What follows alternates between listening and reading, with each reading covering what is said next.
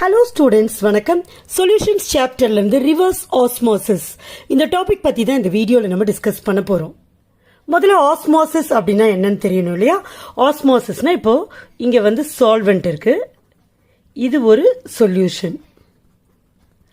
R இப்படி எடுத்துக்கலாம், இது ஒரு சொல்யூஷன், இதோட கான்சன்ட்ரேஷன் வந்து லோ, இதோட கான்சன்ட்ரேஷன் வந்து ஹை, இதுவும் சொல்யூஷன். இப்போ இந்த மாதிரி ஒரு செமி பெர்மியபிள் மெம்பரேன்னால இந்த சால்வெண்ட்டும் சொல்யூஷனும் செப்பரேட் பண்ணப்பட்டிருந்தால், ஆர் லோ கான்சன்ட்ரேட்டட் சொல்யூஷன்லும் ஹை கான்சன்ட்ரேஷன்ல இருக்கிற சொல்யூஷனும் ஒரு செமி பெர்மியபிள் மெம்பரேன்னால செப்பரேட் பண்ணி இருக்கிறப்ப சால்வெண்ட்ல இருந்து சொல்யூஷனுக்கு சால்வெண்ட் மாலிக்யூல்ஸ் ஃப்ளோ ஆகும்.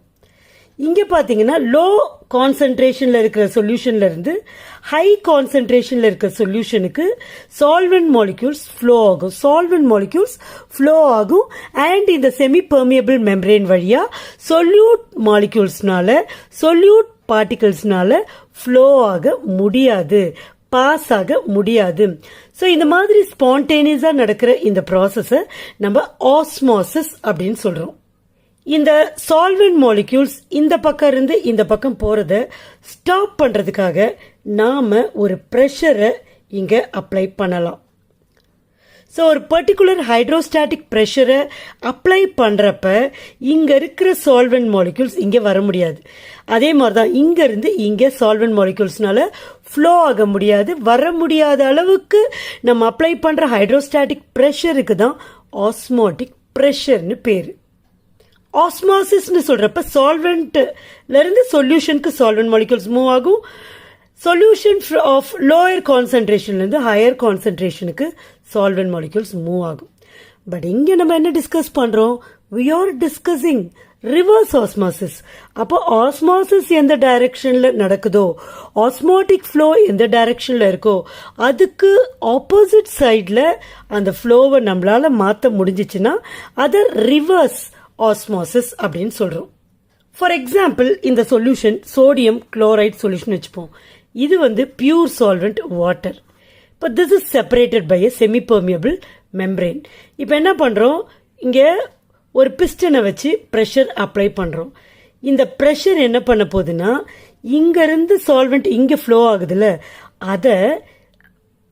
அதை ரிவர்ஸ் பண்ணி, அதாவது அது இங்க இருந்து வராம இங்க இருக்கிற சால்வெண்ட் மாலிக்யூல் சோடியம் குளோரைட் சொல்யூஷன்ல இருக்கிற சால்வெண்ட் மாலிக்யூல்ஸ் இந்த பக்கம் வர்ற மாதிரி ரிவர்ஸ் ஆஸ்மோசிஸ்க்கு ரிவர்ஸ் டைரக்ஷன்ல வரக்கூடிய அளவுக்கு we are going to apply a pressure.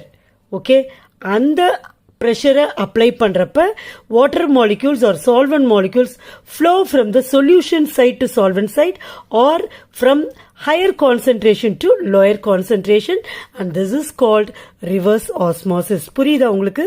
So what is reverse osmosis? It is a process in which a solvent passes through a semi-permeable membrane in the opposite direction of osmosis when subjected to a hydrostatic pressure greater than the atmospheric pressure. Okay? இந்த process மெயினா எங்க use ஆகுது அப்படின்னு பாத்தீங்கன்னா, desalination. சாலினேஷன்னா சால்ட்டா ஆக்குறது, desalination சால்ட்டை ரிமூவ் பண்றது ஃப்ரம் சீ வாட்டர். இன்னொரு அப்ளிகேஷன் என்னன்னு பாத்தீங்கன்னா, purification of drinking water. Purification of drinking water. நீங்க வீட்டிலலாம் இப்போ ஆர்ஓ இல்லாத வீடே இல்லைன்னு சொல்லலாம்.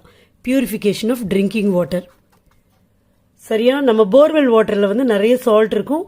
ஸோ அதை அப்படியே நம்மளால யூஸ் பண்ண முடியாது. அப்போ நம்ம ஆர்ஓ வந்து ஒரு ஆர்ஓ இதை வந்து செட் பண்ணி நம்ம பியூர் வாட்டரை நம்மளே வீட்டில் ப்ரிப்பேர் பண்ணுவோம். ஸோ அங்கே அப்ளை ஆகிற பிரின்சிபிள் இந்த ரிவர்ஸ் ஆஸ்மோசிஸ் தான். இப்போ பாருங்க, இது வந்து sea water or salt water, இது வந்து ஃப்ரெஷ் வாட்டர், இது வந்து செமி பெர்மியபிள் மெம்பரேன். ரெண்டுத்தையும் செப்பரேட் பண்ணியிருக்கோம். இப்போ இங்க வந்து ஒரு பிரஷர் அப்ளை பண்றோம். ஓகே, இந்த பிரஷர் வந்து greater than osmotic pressure by.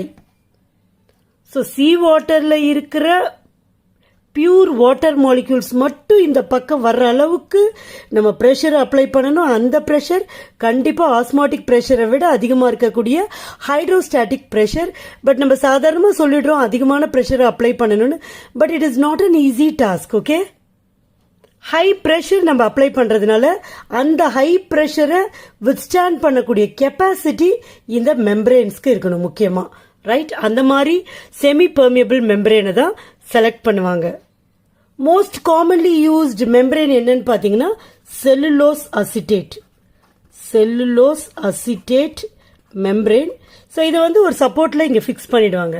Okay, and even polyamide membranes are used as semi permeable membranes. Water scarcity இருக்கிற நிறைய கண்ட்ரீஸில் சீ வாட்டரை டீசாலினேஷன் பண்ணுவாங்க. அதாவது அதில் இருக்க சால்ட்டை ரிமூவ் பண்ணுவாங்க. ஸோ அது பார்த்தீங்கன்னா it is most widely done by reverse osmosis process தான். So that is all about reverse osmosis. Hope you understand this topic. Thank you.